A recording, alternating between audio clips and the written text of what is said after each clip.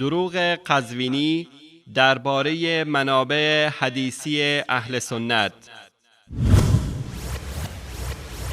و در رابطه با سنن نسائی جزء صحاح سته است. آقایان چرا نیومدن میگن سنن نسائی این روایاتش صحیح، این روایاتش صحیح نیست؟ سنن ابی داود از صحاح سته است، صحیح سنن ترمذی از صحاح سته است، سنن ابن ماجه از صحاح سته است، موطأ مالک از صحاح سته است. خب چرا در اون رابطه آقایان نیومدن تفکیک کنن روایات صحیح با روایات ضعیفش رو؟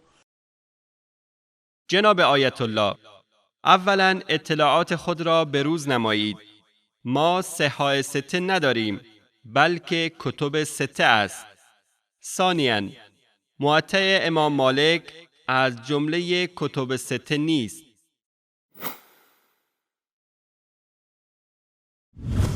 بلکه کتب سته عبارتند از صحیح بخاری، صحیح مسلم، سنن ابی داود، سنن ترمذی، سنن نسائی و سنن ابن ماجه.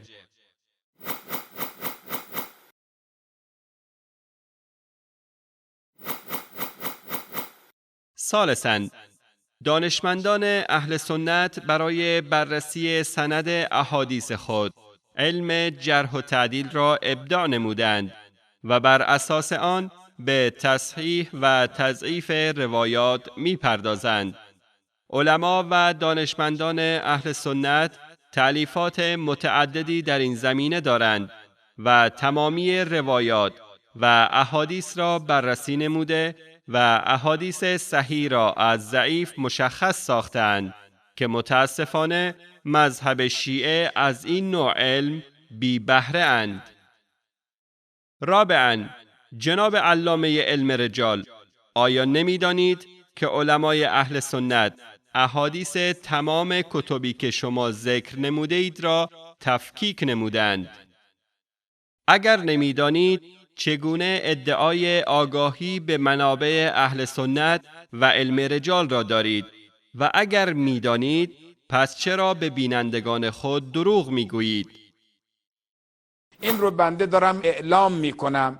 بنده به عنوان یک کسی که حدود 40 و خورده سال تو حوزه، 20 سال تدریس، حدود 22 سال گواهی اجتهاد دارم و در رجالم اگر تو حوزه 2 تا متخصص باشه هیچ بنده هست. علما و دانشمندان اهل سنت تمامی روایات کتب سته را بررسی نموده و روایات صحیح و ضعیف آن را تفکیک نمودند. به عنوان نمونه امام ترمذی رحمه الله درباره روایات کتاب سنن خویش حکم می کند که صحیح است یا حسن و یا ضعیف و یا غریب. و شیخ ناصرالدین آلبانی با بررسی تمام روایات کتب سته صحیح و ضعیف آن را تفکیک نموده و کتاب‌های سلسله احادیث صحیحه و سلسله احادیث ضعیفه را در این باب تألیف کرده است.